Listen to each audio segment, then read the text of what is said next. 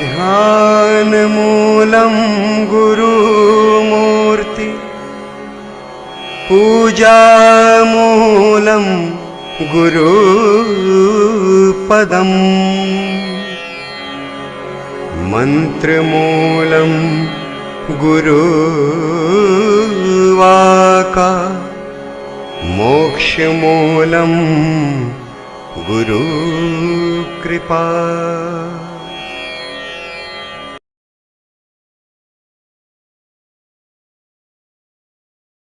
गुरु सुखराम जी महाराज ने धन्य हो। सदगुरु युक्ति राम जी महाराज ने धन्य हो। परम दयाल सदगुरु स्वामी जी श्री कुशाल दास जी महाराज ने, संत ज्ञानेश्वरी भाई जी महाराज ने, गुरुदेव आपकी दिन दिन हो महाराज, आपकी दिन दिन हो गुरुदेव, आपकी दिन दिन हो महाराज, आपकी दिन दिन हो। भक्ति विसारी राम की मानव देही पाए, पछतासी सुख राम कहें 184। बोलो राम। महाराज कहते हैं कि इस नर्तन को पाके जिसने परम तत्व को नहीं जाना, नहीं पाया, वो 84 लाख योनि में जाने के बाद पश्चाताप करेगा। भक्ति का 4 भेद है। भक्ति विसारी राम की मानव देही का, 4 प्रकार की भक्ति है। लेकिन मनुष्य को सबसे ऊंची कौन सी भक्ति करनी चाहिए? राम नाम की भक्ति 4 प्रकार की है। वेद की, भेद की, लवेद की और छुच्छम वेद। वेद की भक्ति ब्रह्मा जी ने बनाई, उन्होंने नारद जी को दिया, नारद जी ने व्यास जी को दिया। वेद की भक्ति शिव जी ने बनाई, उन्होंने मच्छंदर नाथ को दिया, मच्छंदर नाथ ने गोरखनाथ को दिया, गोरखनाथ ने इस संसार में फैलाया नाथ संप्रदाय। लवेद की भक्ति महामाया ने शेष जी को दिया, शेष जी ने विश्वकर्मा जी को दिया, विश्वकर्मा जी ने श्रिया देवी को दिया और श्रिया देवी ने प्रहलाद को दिया और प्रहलाद ने संसार में ये ज्ञान फैला दिया। लवेद। तो वेद, भेद, लवेद, ये 3 प्रकार की भक्ति भी करने वाले अच्छे लोगों को प्राप्त होते हैं, उनको भी बाद में नर्तन मिलता है। लेकिन महाराज कहते हैं कि भक्ति विसारी राम कैवल्य पद का जो ज्ञान है, परम मोक्ष में जाने का जो ज्ञान है, एक होता है ना गति, अगति, मुक्ति, मोक्ष, लेकिन एक होता है परम मोक्ष। परम मोक्ष में देवता नहीं जा सकते, दानव नहीं जा सकते, भगवान नहीं जा सकते, वो जीव ब्रह्म ही जा सकता है। पार ब्रह्म, चिदानंद ब्रह्म, शिव ब्रह्म का जीव कोई भी आनंद ब्रह्म में नहीं जा सकता। जीव ब्रह्म बनेगा तब वो जाएगा, और जीव ब्रह्म ये मानव होता है। तो भक्ति विसारी राम की मानव देही पाए, तो पछतासी सुख राम कहें 184। मनुष्य तन पाके अगर भक्ति करनी है तो किसकी भक्ति करो? छुछम दे। ये भक्ति कहाँ से आई? भागवत में कथा आती है 10वें स्कंद में, सनकादि ऋषि ब्रह्मा जी से पूछते हैं कि पिताजी, आपने संसार को वेदों का ज्ञान फैलाया, दिया, स्वास्थ्य कैसे रखा जाए, भक्ति कैसे करी जाए, सामवेद, यजुर्वेद, अथर्ववेद, ऋग्वेद, 4 वेद बनाया आपने, खूब ज्ञान दिया। लेकिन ये मन जो विषयों में लिप्त है, ये मन जो विषयों में लिप्त है, वो मन विषयों से अलग कैसे हो, इसका ज्ञान तो आपने दिया ही नहीं। अब ब्रह्मा जी को पता ही नहीं था, इसलिए वो निरुत्तर हो गए, चुप हो गए। तो वहाँ पे महाविष्णु ने हंस अवतार लेके सनकादि ऋषि को ये छुच्छम वेद का ज्ञान दिया। सर्वत्र समाना, हरि व्यापक पर सर्वत्र समाना, प्रेम ते प्रगट हुई हम जाना। इसलिए महाराज कहते हैं कि कोई भी भक्ति करो, पहले भेद को पहचानो, उस ज्ञान को समझो। मैं कहते हैं सगुण ब्रह्म दशरथ घर खेले, सगुण ब्रह्म दशरथ घर खेले, निर्गुण ब्रह्म घट घट में बोले, बिंद ब्रह्म का सकल पसारा, अवगत ब्रह्म है सबसे न्यारा। 4 प्रकार का हो गया। क्या? 4 प्रकार के राम बताए कि सगुण राम, सगुण ब्रह्म दशरथ घर खेले, निर्गुण राम, निर्गुण ब्रह्म घट घट में बोले, बिंद ब्रह्म का सकल पसारा। ये जीव की उत्पत्ति बिंद ब्रह्म से हुई, जो हमारे पंच तत्व के भोजन से खाने के बाद में खून, रस, खून, मज्जा, हड्डी और वीर्य बनता है, वो ब्रह्म है। बिंद ब्रह्म का सकल पसारा, अवगत ब्रह्म है सबसे न्यारा। तो पहले इन सब भक्ति का भेद सीखना चाहिए। अब हम लोग ऊंची भक्ति अगर नहीं कर पा रहे हैं, ज्ञान नहीं मिल पा रहा है, तो हमारा कहते हैं कलयुग में तो केवल राम नाम कर ले, उसमें भी उद्धार ही हो जाता है। कलयुग में कहते हैं प्रगट 4 पग धर्म के, कलिमहु एक प्रधान, एन केन विधि दीने, दान करे कल्याण। दान भी करें तो भी काम चलेगा। आज एकादशी का दिन है और एकादशी का महात्म हम नहीं जानते। एकादशी कब से शुरू हुई, क्यों शुरू हुई, इसका फल क्या है, इसको करना कैसे है, जब तक हम सारा भेद नहीं जानेंगे तब तक इसका पूरा फल नहीं मिलेगा। इसलिए आज हम आपको इस वीडियो के माध्यम से समझाना चाहते हैं एकादशी शुरू कैसे हुई, एकादशी करने का महात्म क्या है, करते हैं उनको क्या योनि मिलती है। तो इस बात पर विचार करें। तो आइए सबसे पहले विचार करते हैं कि एकादशी व्रत का शुरुआत कैसे हुआ, प्रारंभ कैसे हुआ। जब भगवान विष्णु ने शंखासुर का वध कर दिया, उसका पुत्र हुआ, शंखासुर का पुत्र हुआ मूर। मूर एक बहुत बड़ा राक्षस था, उस शंखासुर का पुत्र। मूर ने ब्रह्मा जी की बहुत तगड़ी उपासना करी, कठोर तप किया और ब्रह्मा जी को प्रसन्न कर लिया। तो ब्रह्मा जी से बोला कि मुझे अमर करो। ब्रह्मा जी ने बोला ये नहीं हो सकता। तो उन्होंने कहा इसके अलावा जो वरदान मांगू दोगे कि हाँ दे दूंगा। तो उसने क्या किया, क्या मांगा कि मैं देवता से मरूं नहीं, दानों से मरूं नहीं, मानव से मरूं नहीं, पशु से मरूं नहीं, अस्त्र शस्त्र से मरूं, किसी भी मानव से नहीं मरूं, बंदर जानवर किसी से भी नहीं मरूं। क्योंकि उसको ये डर था कि यही लोग तो मार सकते हैं, इतिहासों से उसने गवाह सीख लिया था। लेकिन उसने एक चीज नहीं मांगा, क्या कि मैं स्त्री से नहीं मरूं। ये गड़बड़ की है, एक लाइन छोड़ दी। कहते हैं ना चोर कितना भी चालाक हो सबूत छोड़ता ही है। और कपटी कैसा भी भक्ति कर ले, कैसा भी तप कर ले, लेकिन वरदान मांगते समय कुछ न कुछ गड़बड़ होता ही है। हिरण्याकश्यप ने सोचा था मैंने अपने को अमर कर लिया, लेकिन परमात्मा ने विधान रचा, उसको मार दिया। अब जब वो वरदान पाके बलिष्ठ हो गया तो पूरे दुनिया में त्राही त्राही मचा दिया, देवताओं को भगा दिया। सब बहुत परेशान होकर विष्णु जी के पास गए। विष्णु भगवान आए उसके सामने लड़ने के लिए खुद, और सुदर्शन चक्र चला दिया, लेकिन सुदर्शन चक्र असर नहीं किया। उसने वरदान में मांगा था कि मैं विष्णु से नहीं मरूं, शंकर से नहीं मरूं, और ब्रह्मा जी आप खुद मारना चाहो तो भी नहीं मरूं, किसी से भी नहीं मरूं। अब बताओ कौन मारेगा। विष्णु भगवान डर के छुप के भाग गए और जाके गुफा में और विश्राम करने लगे, योग निद्रा में सो गए।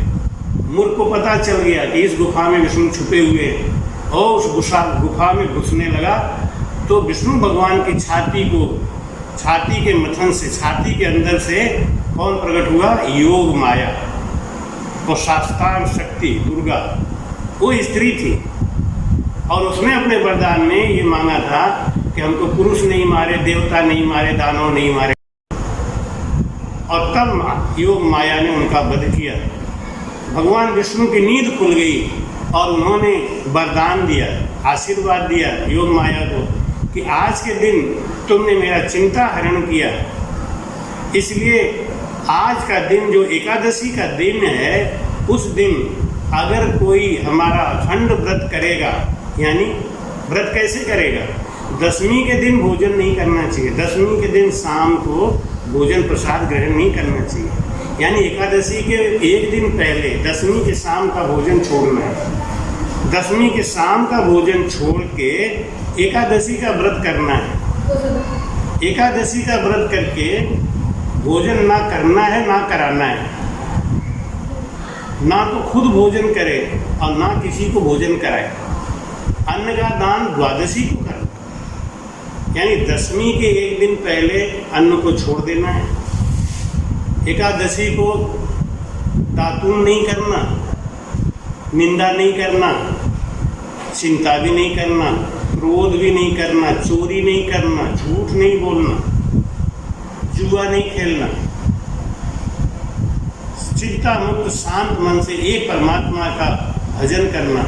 और जब एकादशी बीत जाए, द्वादशी लगने से पहले पारण करें भगवान का, और कम से कम एक ब्राह्मण को बुला के भोजन जरूर कराना चाहिए और यथोचित जैसा हो सके दान करना चाहिए।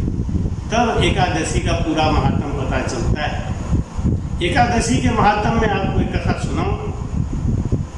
रुख मांगज अमरीश सेन गौतम ऋख जानो, अपने संत सुखराम जी महाराज जी की वाणी में ये कथा आती है। रुख मांगज एक ऋषि हुए, वो बहुत बड़े राजा थे।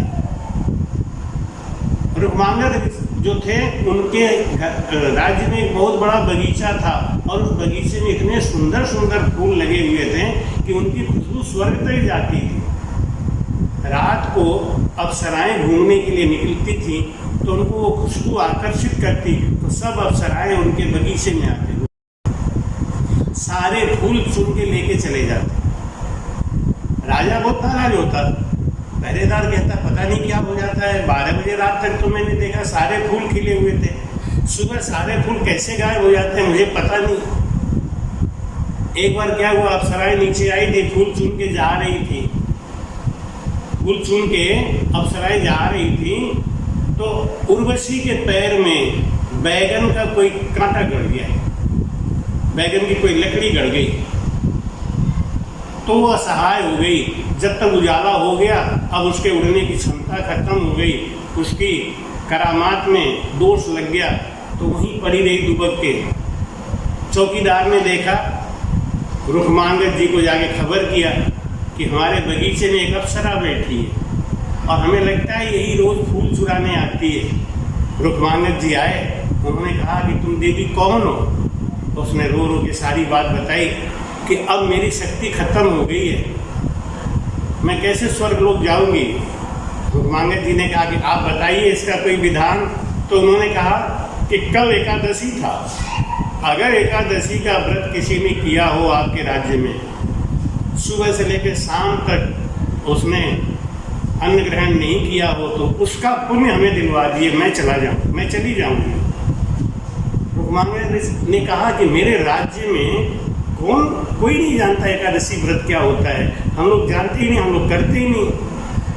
उर्वशी ने कहा कि कल कोई ऐसा आदमी मिल जाए जो सुबह से लेकर शाम तक भोजन नहीं किया हो, एक दिन पहले भी भोजन नहीं किया हो शाम का, ऐसा कोई जीव मिल जाए, वो अपना पुण्य हमको दे दे।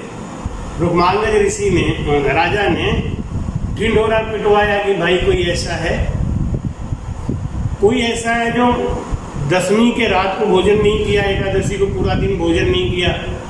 तो कोई ऐसा प्रथा था ही नहीं, कोई एकादशी व्रत जानता नहीं था, कोई करता ही नहीं था। लेकिन एक सेठ जी थे, सेठ जी के घर में एक नौकरानी थी, उस नौकरानी ने दशमी के दिन कोई दोपहर में चोरी करी थी। सेठानी ने पकड़ लिया, सेठ को बताया, सेठ ने उस नौकरानी को कमरे में ताले में बंद कर दिया, भोजन नहीं दिया दिया, एकादशी को पूरा दिन भोजन नहीं दिया, अभी भी वो भूखी बैठी थी। जब सेठ जी ने कहा कि मेरे यहाँ एक नौकरानी है, वो 2 दिन से भोजन नहीं करी, अरे को उसको ले आओ ले आओ। उसको लाया गया। उर्वशी ने कहा कि हे देवी, तुमने ये जो व्रत किया है, जान के किया या अनजान के किया इसका फर्क नहीं है। तुमने दशमी को शाम को भोजन नहीं किया, एकादशी को अन्न ग्रहण नहीं किया, किसी को अन्न खिलाया भी नहीं, इसलिए तुम अपना पुण्य हमको दान में दे दो। उसने कहा मेरे से क्या पुण्य हुआ, मैं तो चोर हूँ। नहीं, तुमने अनजाने में ही बहुत बड़ा पुण्य किया है।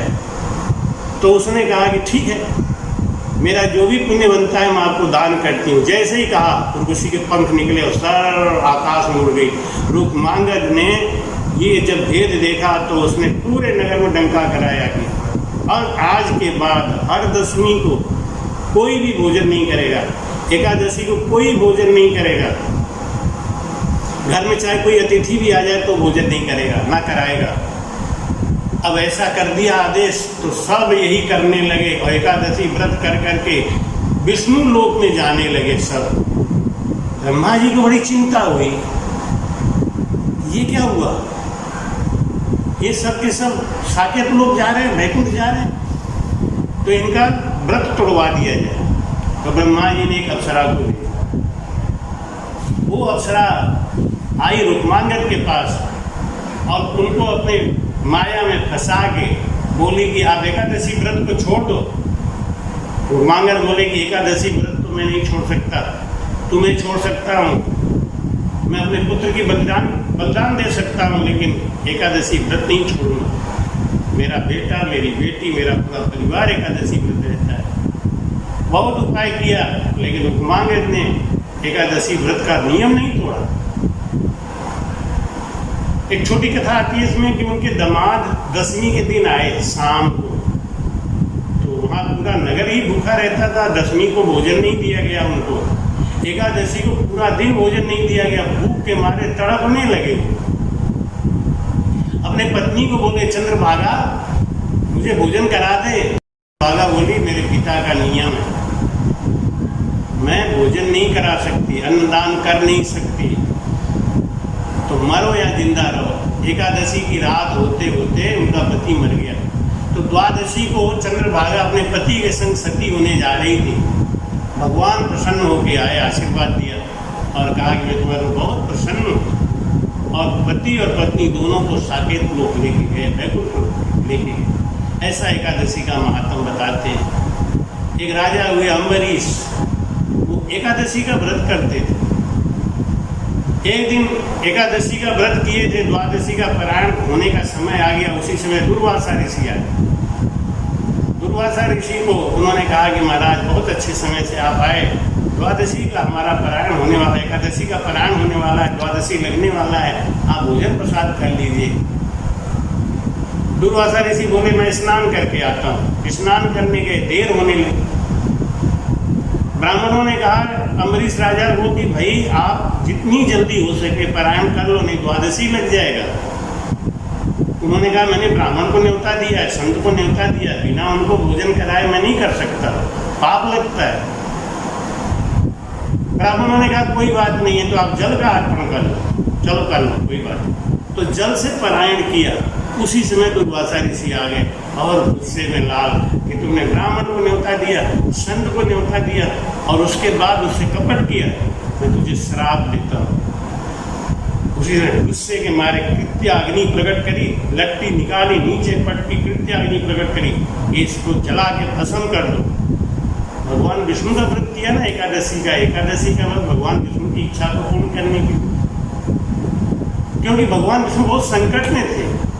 मूर नाम के राक्षस का वध कैसे होगा नहीं समझ में आ रहा। ऐसे समय में योग माया ने इनका कष्ट हरण किया था। एकादशी के दिन मूर नामक राक्षस का वध किया था। इसलिए भगवान विष्णु सबसे प्रसन्न रहते हैं जो एकादशी व्रत करता है।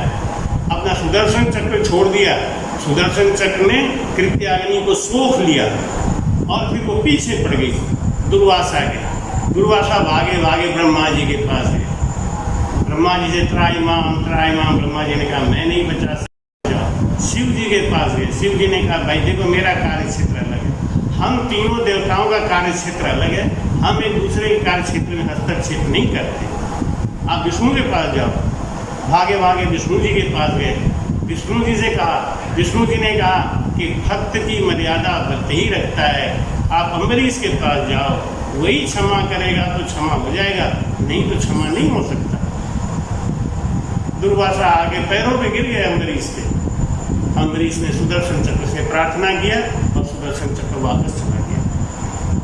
ये भक्ति का भेद है, एकादशी का भेद है। लेकिन महाराज यहाँ कहते हैं भक्ति विसारी राम की मानव देही पाए, पछतासी सुख राम कहें 184 मान।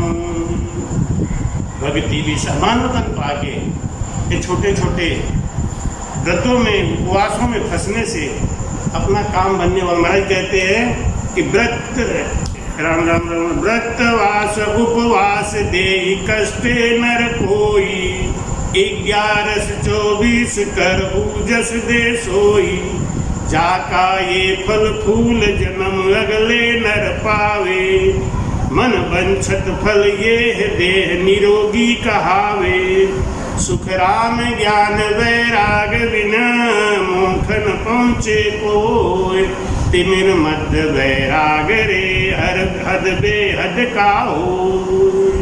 जितनी भी भक्ति है ना, सबका फल है, पूरा कोई नहीं है, लेकिन तिमिर मध्य वैराग रे हद बेहद का हो, ये हद बेहद तक है। तो महाराज क्या समझाते हैं, सोहम पिता को सुमरता जीव ब्रह्म हुए जाए, ओमकार माँ से बिया ब्रह्म कला परगटे आए, कला परगटे आए, ररो शिवरण सुख भाई, सुन भाई रोम रोम रंकार जगत में परचा पाई, सुख राम सत्य गुरु से बिया परम मोख मिल जाए, आवागमन न उतरे सुख में रहे समाए। सोहम जाप से ब्रह्मलोक की प्राप्ति होती है, जो कहते हैं सोहम सोहम सोहम। और ओम जाप से मन चिंत्या कार्य होता है, कार्य सिद्धि होती है, कला प्रकटता है। राम राम सिमरन करने से रोम रोम में रंकार ध्वनि होने लगती है और वो उसके अंदर सारी कलाएं आ जाती हैं, रंकार ध्वनि होने लगती है। मन इच्छा जो भी इच्छा करेगा वो पूर्ण होगा, सारी कलाएं आ जाती हैं। लेकिन महाराज कहते हैं इन सब कामों से क्या फायदा होने वाला है, ये तो बस जगत का व्यवहार है, जगत के लिए है। असला काम है आत्मा का उद्धार करना, और वो परम पद परम मोक्ष, उसके लिए महाराज कहते हैं कि आव सुखराम सतगुरु से दिया परम मोक्ष मिल जाए, आवागमन न उतरे और सुख में रहे समाए। सुख का सागर राम है, सुख में जाकर समा जाता है। इसलिए भक्ति करनी है, राम नाम की करनी है और भजन करना है सांसों सांस। कैसे करना है, 1 मिनट देख लो बस राम।